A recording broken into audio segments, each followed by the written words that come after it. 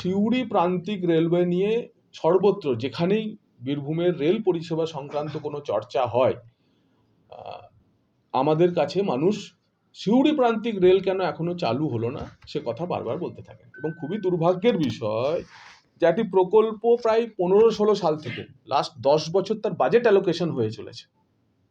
অন্য কোনো গভর্নমেন্ট হলে প্রকল্পটি সেলফড করে দেওয়া হতো, প্রকল্পটি বাতিল করে দেওয়া হতো, কিন্তু 15-16 সাল থেকে বিজেপি কেন্দ্রে সরকার আসার পর থেকে এই প্রকল্পটি শুধু নেওয়া নয়, প্রতি বছর বাজেট অ্যালোকেশন করা হচ্ছে।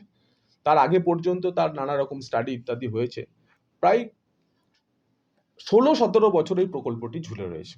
রেলমন্ত্রীর সঙ্গে আমি এই প্রকল্পটি নিয়ে বিস্তারিত চর্চা করি এবং উনি বলেছেন যে অন্য রাজ্য হলে এই প্রকল্পটি আমরা বাতিল করে দিতাম। শুধুমাত্র পশ্চিমবঙ্গ, যে রাজ্যে আমরা ক্ষমতায় আসব এবং ক্ষমতায় এলেই দ্রুত সমস্ত কাজ রেডি হয়ে আছে, শুধু 75 থেকে 80 হেক্টর জমি পেলেই আমরা এই প্রকল্পের কাজ, তার বাজেট অ্যালোকেশন হয়ে আছে, প্রকল্পটিকে আমরা বাঁচিয়ে রেখেছি, আমরা এই প্রকল্পের কাজ শেষ করব। এবং বারে বারে আমরা এসক্যালেট করছি, আমাদের জেনারেল ম্যানেজার চিফ সেক্রেটারির সঙ্গে মিটিং করছেন, বারবার বলছেন যে এই প্রকল্পটিকে নিয়ে আপনারা পরিষ্কারভাবে বলুন।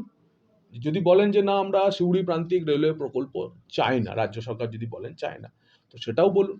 আর যদি বলেন চান, তাহলে এই 75 থেকে 80 হেক্টর জমি আমাদের দেওয়ার ব্যবস্থা করুন।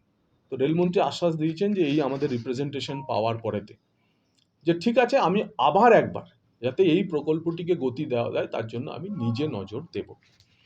এই হলো সিউড়ি রেলওয়ে, সিউড়ির প্রান্তিক রেলওয়ে লাইনের বিষয়ের আপডেশন, যেটা নিয়ে রেল আবার নতুন করে এসকালেশন শুরু করেছে, অর্থাৎ রাজ্য সরকার জমি দিচ্ছে না, তারপরেও কাজ শুরু করেছে।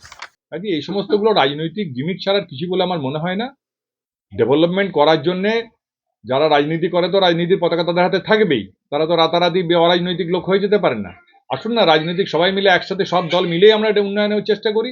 সেটা শুধুমাত্র কেন্দ্রীয় সরকারের প্রকল্প নয়, রাজ্য সরকারের প্রকল্প। আসুন, আপনারা আমাদের পাশে এসে দাঁড়ান, দেখুন উন্নয়নের ধারা আরো বেশি এগিয়ে যাবে।